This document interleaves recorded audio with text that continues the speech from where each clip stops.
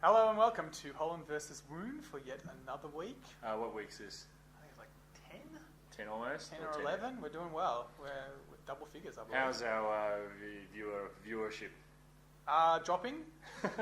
But, all series, they start off high and then they drop off, and if they're good quality, they'll come back up again. So I think we're looking good for a second series. Well, they'll have to change something, Usually change the characters or personnel or jump the shark. Script writers. Jump the shark. We'll do that next week. Anyway, this week we're reviewing the Victoria's Open Range Zoo. It used to be called Werribee Open Range Zoo. Before that was called Western Plains Zoo. They can't quite make up their mind, but Victoria's Open Range Zoo in Werribee, near Melbourne. Yes, I've never. It's from our place. It was half an hour drive down there, so it was pretty quick because it's a freeway all the way down. I've never been there before. I'm not a big fan of zoos because you can never seem to get close enough to the animals, and they always seem to be just lounging around. They're just very inanimate, and maybe zoos aren't my thing. Maybe the circus is, but yeah. Whereas with this one, it was quite good. Quite enjoyed it. Yeah. So it's split into two sections, I guess, isn't it? So there's the walking loop, where you've got half a dozen animals. Your lions, rhinos, cheetahs, monkeys, that kind of thing. Meerkats. Apparently meerkats are the best for 3-year-olds. And then there's the safari part, where you get on the bus. It's like a guided safari tour through the big open areas. Yes.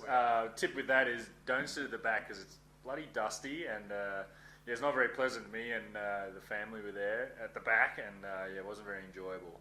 On the plus side, if you're sitting in the middle, you can, by experience I know this, you can breastfeed while going around on the tour. Not obviously my experience. What do you think? Yeah. Well, no, actually, there's more to that because there's that main walking loop, but there's also that Australian, walk with the emus one. That was crap. I mean, it's a footpath in a That's the only open bit, though, where the animals are right there. But you got to stay on the path.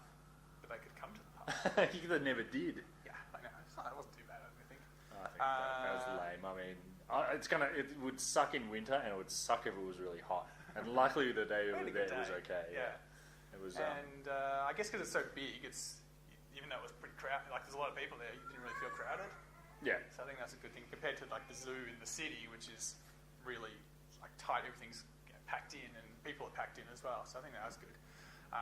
What do you think, value-wise? Was it cost you about $70 for a family or something? Yeah, I don't know. My wife paid.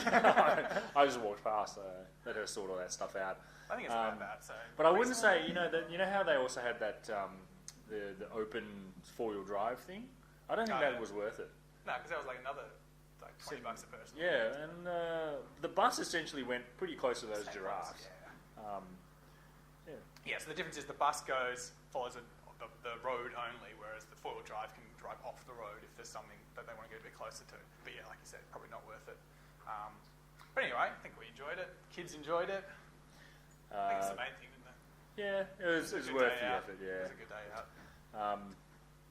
Cut one day out of the Easter long weekend. Well, next Easter we'll do that Cadbury egg hunt, maybe, see what that's about. Yeah. Make sure it's not sold out. Well, that's it. All right, that'll do us then. We'll see you next week. Hopefully.